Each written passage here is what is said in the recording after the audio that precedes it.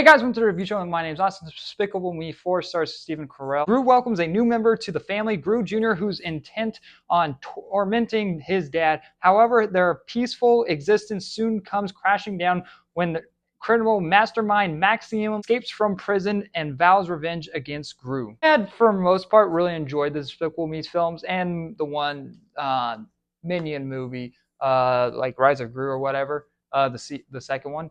Like I am a big fan of the first Despicable Me. Like that one's a classic, like 100%. That one will live on to just be in people's memories and this franchise as a whole, because this is a $1 billion franchise. The first one made like $500 million at the box office. I believe the second one made 900. And next, the Minions movie made both of them made $1 billion. Next, the Despicable Me 3 made $1 billion. So this is a franchise as a whole is going to stay in people's memories for sure. But when it comes to trying to remember a certain either certain films, not so much. That's not going to stay around because unfortunately, Despicable Me 4 does not have the same impact as the first one or as Inside Out 2. So that's kind of my recommendations if you haven't seen Inside Out 2. This one just doesn't have the same magic as the first one. And as much it does try to have the magics of the other ones, it doesn't really work. I mean, Despicable Me 3 is kind of forgivable. I mean, like I kind of remember like he had like this brother, I guess. But besides that, at that moment, that was like my least favorite Despicable Me, or in this universe as a whole. But this one, this just feels stitched together. Like the villain in this movie isn't any way interesting like in the other ones, or even the Minions movies have better villains than this one. That's not really saying much, but that's like, how can the Minions movies be better than this? I really don't like the first one. I don't find the first one that funny. I find it annoying, to be honest. But yeah, I would rather watch that one over this, because at least that one feels cohesive and knows what it's trying to tell. Here it's like, okay, so new member of the family, there's a son. The son doesn't really like Gru that much. Okay, and we have this villain who Gru went to high school with, and next they went to a high school reunion to arrest this guy, and next he immediately breaks back out of jail. And his superpowers are being a cockroach. Yeah, that's, you could have gone in any directions and you made the villain a cockroach. And see, the thing is, throughout the movie, we kind of see how this dude operates.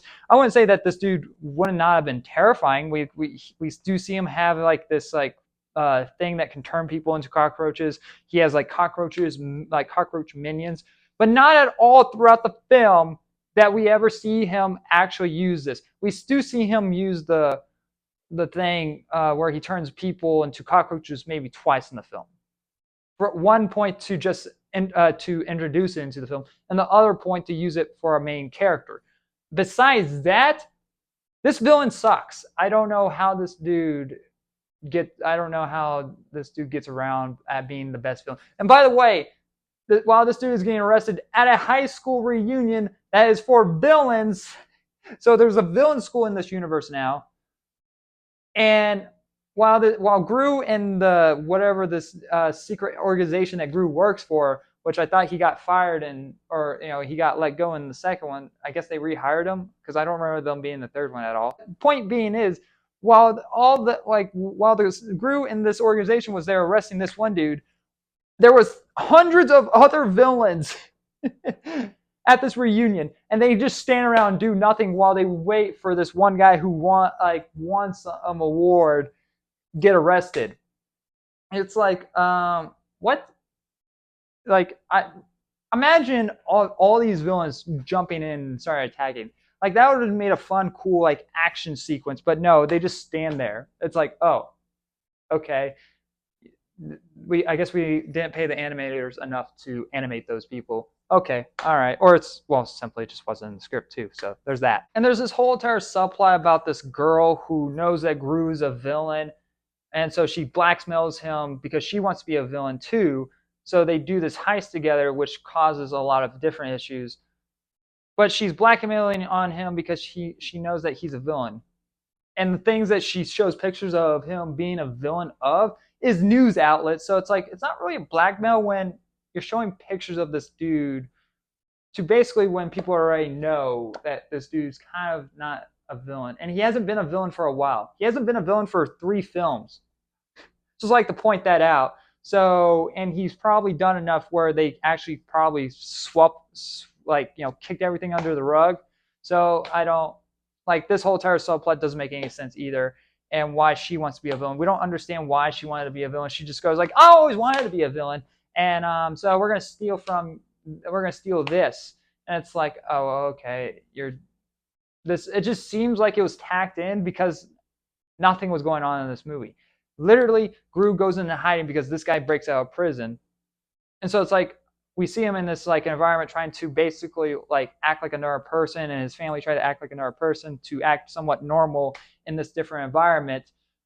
And so it's like, and that's kind of like the film. And this heist is like plopped into the film, and it doesn't make any sense. It's just so it can move the story along, so then the villain can find them. This movie is just doesn't have the charm. Like I said, it doesn't have the charm of the first one. It's not really that much. It's not really even funny.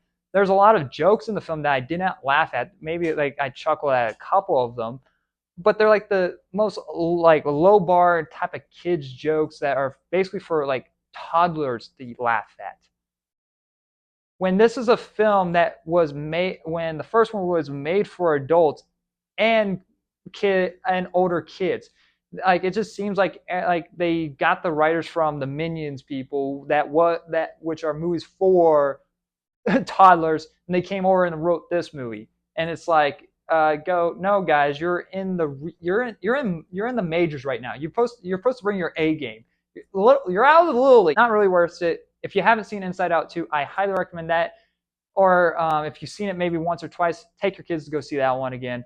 They're going to have a lot more fun time than this one. I mean, like they probably will still somewhat enjoy this film, but when it comes to as like a parent wise or as like an adult, there's not going to be any single form of enjoyment in this movie for anybody that isn't under the age of 5. Just say. I'm going to give Despicable Me 4 a C-. It's fine. There is some funny bits in the film. The animation is great. The minions are there and then. Some of the there's these weird cameos in the film from previous villains, especially Vector's in this movie. That's probably a spoiler, but he's in it for 2 seconds, so I don't give a fuck. so the last time that we saw him was on the moon, and actually there was a short film at the beginning of Imaginary, which still showed him on the moon, and X got stuck on Mars at the end of that, and somehow he's back on Earth. Which that would have been a more interesting film if he was the main villain. Like, do an actual true revenge story with him about a guy who humiliated. I can't speak. Humiliated. It just would have been a lot better because there would have been more of a reason why he would have tried to get back at this dude than some stupid high school bullshit. That literally this film is based around high school drama. That's what this is. That's the best way to describe this movie. It's literally just high school drama. So, yep. Anyway, guys, thank you very much for watching. Like always, I'll see you guys in the next review. Bye, guys.